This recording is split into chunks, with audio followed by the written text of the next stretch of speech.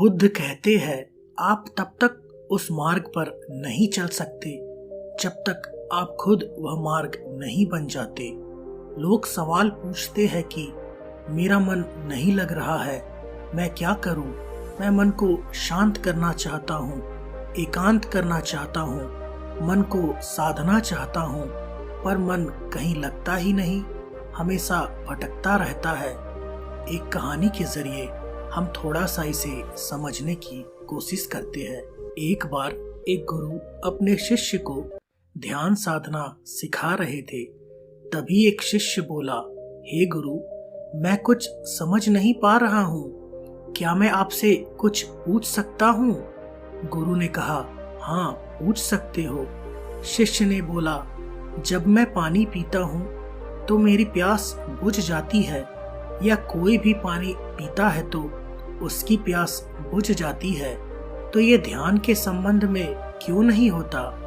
जब हम आपके कहे अनुसार एक जैसा ध्यान करते हैं तो हम में से कोई पहले, कोई बाद में, तो कोई कभी भी ध्यान की स्थिति को प्राप्त नहीं कर पाता। ऐसा क्यों होता है? जैसे पानी से सबकी प्यास बुझ जाती है, वैसे ही ध्यान से सबके ज्ञान चक्षु खुल जाने चाहिए, पर ऐसा नहीं होता है। गुरु ने कहा, कल किसी ने हमें भोजन पर आमंत्रित किया है, कल तुम मेरे साथ चलना, मैं तुम्हारे प्रश्नों के उत्तर वहीं दूंगा। अगले दिन दोनों गुरु शिष्य एक धनी व्यक्ति के घर पहुंचे। धनी व्यक्ति की पत्नी ने उन्हें भोजन पर बुलाया था। दोनों भोजन करने बैठ गए। उन्हीं के साथ उस स्त्री का पति भी उनके साथ भोजन करने बैठ गया। उसने अपने सभी नौकरों पर चिल्लाकर कहा, ये क्या बेकार सा भोजन बना रखा है, इसमें कोई स्वाद नहीं है। वह भोजन की थाली फेंक कर नौकरों से कहता है कि जाओ दोबारा ढंग का भोजन बनाकर लाओ। धनी व्यक्ति की पत्नी ने उन दोनों गुरु शिष्य से क्षमा मांगकर उन्हें भोजन परोसने लगी। दोनों ने भोजन किया। गुरु ने अपनी थाली में 2 रोटी छोड़ दी। गुरु ने उस स्त्री से कहा कि बेटी, क्या तुम मुझे यह 2 रोटी बांधकर दे सकती हो? स्त्री ने उन 2 रोटी को बांधकर दे दिया। उसके बाद दोनों वहां से निकल गए। रास्ते में गुरु ने शिष्य से पूछा कि तुम्हें भोजन कैसा लगा? शिष्य ने कहा, भोजन स्वादिष्ट था, मुझे पसंद आया, मुझे भोजन करके बहुत अच्छा लगा। गुरु ने कहा, इससे अधिक तुम्हें और कुछ नहीं लगा? शिष्य ने कहा, इससे अच्छा और क्या लग सकता है गुरुदेव, मेरी भूख मिट गई और मेरा पेट भर गया। गुरु ने कहा कि भोजन तो अच्छा था, फिर उस स्त्री के पति को भोजन पसंद क्यों नहीं आया? भोजन तो अच्छा बना था, भोजन एक ही था, तब उसे पसंद क्यों नहीं आया? शिष्य ने कहा, आप ठीक कहते हैं गुरुदेव, मैं कुछ समझ नहीं पा रहा हूँ, आप ही कुछ बताइए। गुरु ने कहा, अभी तुम मेरे साथ आगे चलते रहो। गुरु शिष्य चलते चलते बहुत दूर निकल आए। शिष्य ने गुरु से कहा, गुरुदेव, हम हमारे आश्रम के मार्ग पर तो नहीं हैं, फिर हम कहाँ जा रहे हैं? गुरु ने कहा, बस चलते रहो।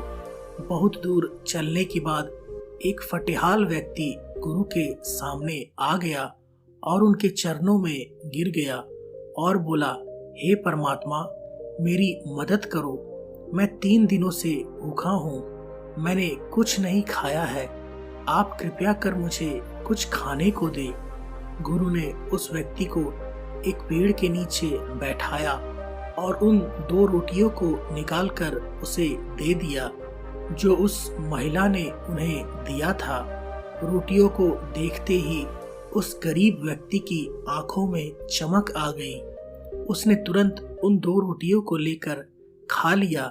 खाते समय उस व्यक्ति की आंखों से आंसू निकल रहे थे।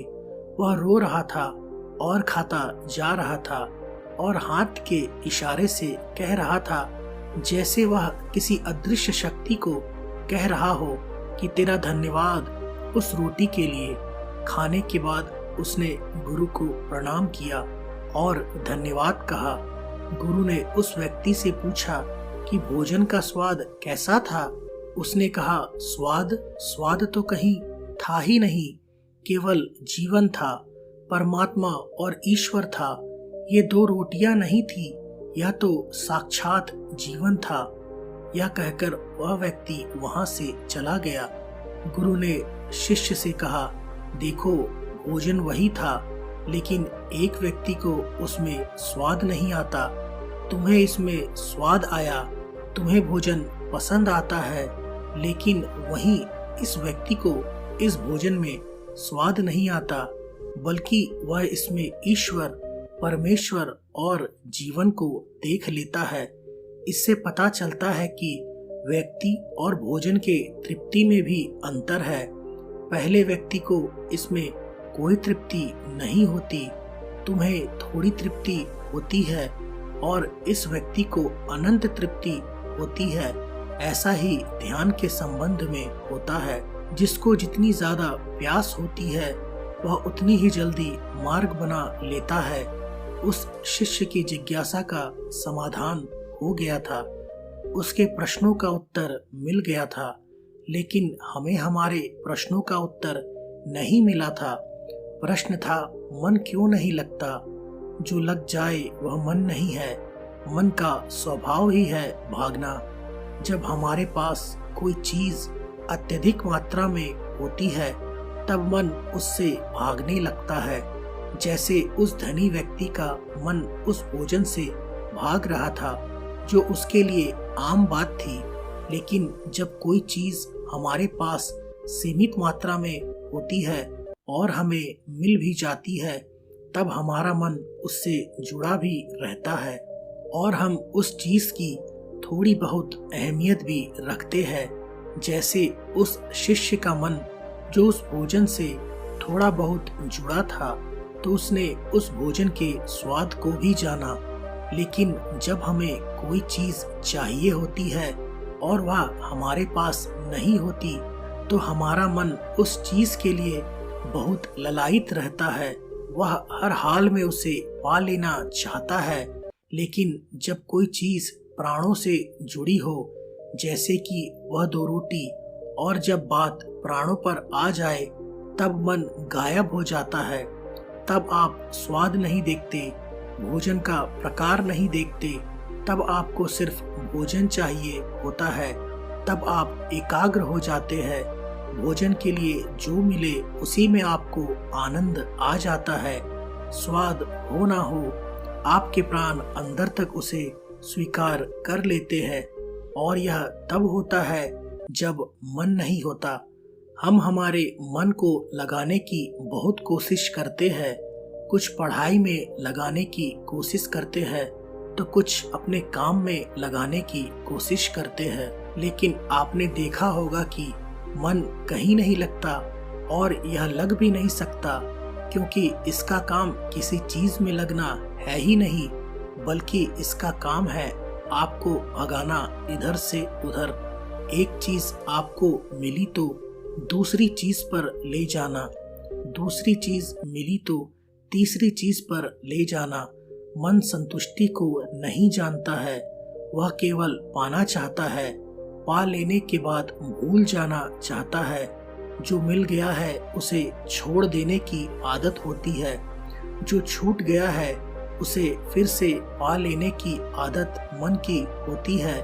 अपनी जिंदगी के पिछले हिस्सों को देखें और जाने कि क्या आपका मन कहीं लगा है, कहीं रुका है, यह केवल आपको अभी तक भगा रहा है और आप भाग रहे हैं।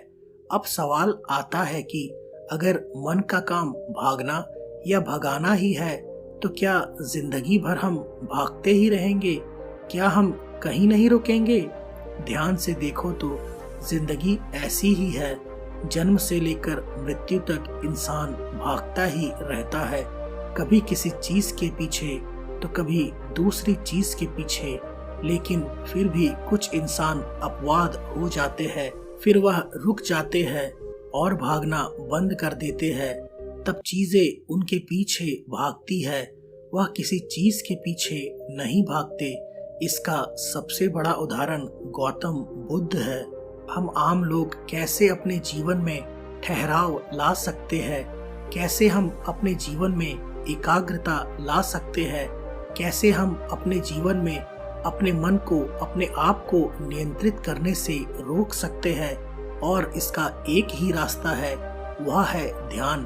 ध्यान व्यवस्था लाता है, मन भागता है, ध्यान ठहराव बुलाता है। मन लालच देता है, ध्यान लालच को देखने की दृष्टि देता है। मन कहता है दूसरी चीज को पकड़ ले, ध्यान कहता है जो मिला है उसे जान ले। ध्यान एकाग्रता लाता है, लेकिन ध्यान को लेकर भी हम भ्रमित रहते हैं। ध्यान का मतलब आंखें बंद कर बैठ जाने को ही समझ लेते हैं। एक छोटी बच्ची बहुत अच्छी बांसुरी बजाती है, और जब बांसुरी बजाती है तब उसके सुर में खो जाती है, तब उसका मन गायब हो जाता है। उसके प्राण केवल उस बांसुरी की धुन में ही रम जाते हैं, और यही उसका ध्यान बन जाता है। लेकिन ऐसा इसलिए होता है क्योंकि उस लड़की को उस बांसुरी में रस आता है, आनंद आता है। यही उसकी प्रकृति है, वह वही कर रही है जो वह हो सकती है। एक अध्यापक है, जब वह अपने छात्रों को पढ़ाता है तो उसमें खो जाता है।